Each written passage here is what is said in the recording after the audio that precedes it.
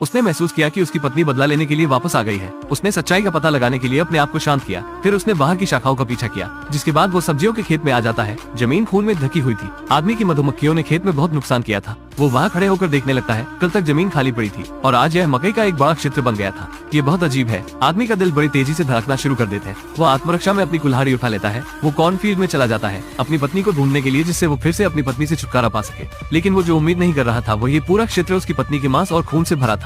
अनगिनत आंखें उसे देख रही थी। अब आदमी बच नहीं सकता है। अगले पल उसने कुछ भयानक देख लिया था, जिसके बाद उसके हाथ से कुल्हाड़ी छूट जाती है। जिसके बाद वो घबराहट की स्थिति में वहाँ से भागने लगता है। फिर उसे एक मशाल लाता है और पूरे कॉर्नफील्ड को जलाने की कोशिश करने लगता है। इसी समय वो पुलिस को भी फोन करने लगता है, लेकिन इससे पहले कि वो कुछ बता पाता, उसके सामने एक बड़ा अजीब इंसान आकर खड़ा हो जाता है। यह एक इंसान की शक्ल में एक राक्षस था। आदमी की चीख सुनाई देने के बाद आदमी की तुरंत मौत हो जाती है। उसका शरीर अभी भी घर के अंदर था, लेकिन उसका सिर जमीन में लगा दिया गया था और उसके मुंह में गाजर बढ़ रही थी, क्योंकि यह उसकी पत्नी की पसंदीदा सब्जी थी।